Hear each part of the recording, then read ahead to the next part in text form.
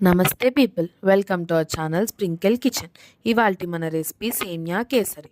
ముందుగా ఫ్లేమ్ని ఆన్ చేసుకొని దానిపై మందపాటి గిన్నెని పెట్టండి. దాంట్లో 4-5 స్పూన్ల నెయ్యిని వేసి బాగా వేడెక్కిన తర్వాత జీడిపప్పుని వేసి గోల్డెన్ కలర్ వచ్చేదాకా ఫ్రై చేసుకోండి. ఫ్రై అయిన తర్వాత అవి పక్కన పెట్టండి. అదే నెయ్యిలో 2 కప్పులు సేమియా తీసుకోండి. బాగా ఫ్రై అయిన తర్వాత దానిలో 2.5 కప్పులు వాటర్ పోసుకొని బాగా మిక్స్ చేసి లిడ్ పెట్టేయండి.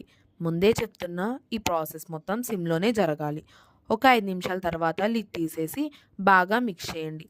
1 కప్ షుగర్ వేసి బాగా మిక్స్ చేయండి. ఈలోపు ఆ షుగర్ మొత్తం డిజాల్వ్ అయ్యేలోపు ఇంకో పక్క ఎల్లో కలర్ ఫుడ్ కలర్ తీసుకొని దానిలో కొంచెం వాటర్ పోసుకొని పక్కన ఉంచాలి. చూసుకోండి, ఫుడ్ కలర్ అంత ఇంపార్టెంట్ ఏం కాదు. మీకు నచ్చితే వేసుకోండి, లేదంటే లేదు.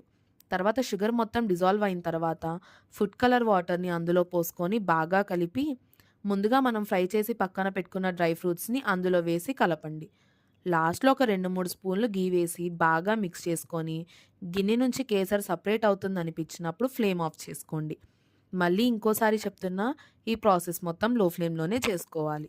ఎట్ లాస్ట్‌కి 15 మినిట్స్‌లో ఈజీ అండ్ సింపుల్‌గా ఉండే సేమియా కేసరి రెడీ. ఒకసారి మీరు ట్రై చేసి ఎలా ఉందో మాకు కామెంట్స్ ద్వారా తెలియచేయండి. సరేనండి, ఉంటాను.